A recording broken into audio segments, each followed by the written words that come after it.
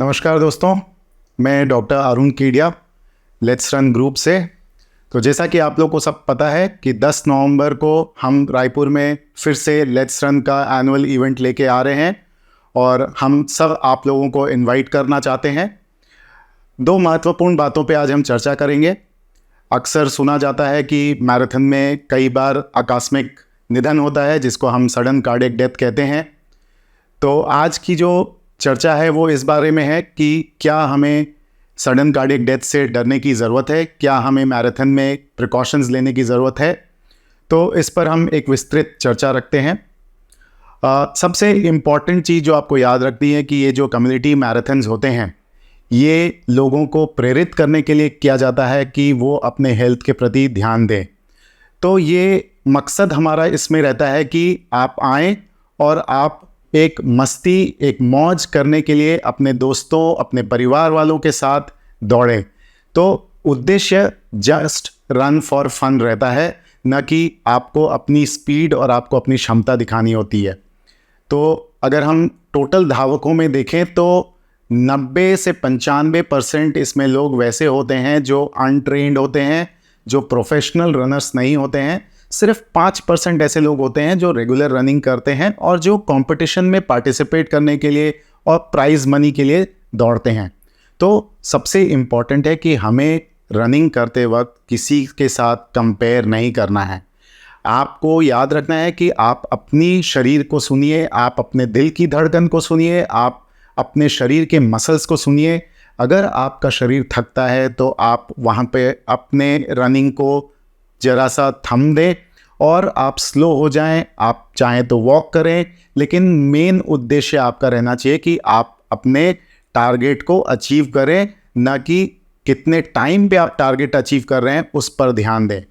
अगर कोई दौड़ने वाला साथी आपसे आगे जा रहा है तो उससे compete नहीं करें, क्योंकि हर आदमी का शरीर अलग है, हर आदमी की शरीर की ट्रेनिंग अलग है।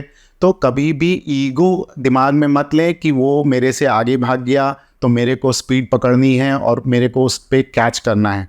अगर आपकी बॉडी ट्रेंड नहीं है तो अपने बॉडी को सिर्फ एक दिन के लिए इतना स्ट्रेन मत दीजिए कि आपके हार्ट पर इतना स्ट्रेन आ जाए कि आपको सडन कार्डियक डेथ का रिस्क रहे।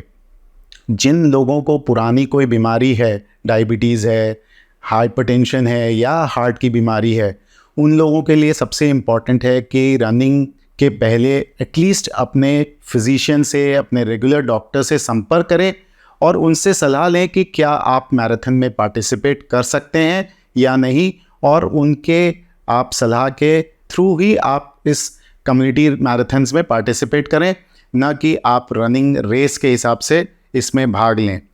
सबसे इम्पॉर्टेंट है कि दौड़ते वक्त आपको अपने शरीर को खुद पहचानना है। अगर आपका शरीर जवाब दे रहा है तो आप हमेशा याद रखिए कि आप रुक जाइए। कम्युनिटी मैराथन्स में बहुत जगह हेल्पलाइन रहती है, बहुत जगह वॉलंटियर्स रहते हैं, उनसे तुरंत संपर्क करिए और अपनी समस्या उनसे बताइए ताकि वो आपको तुरंत हेल्प दे सकें।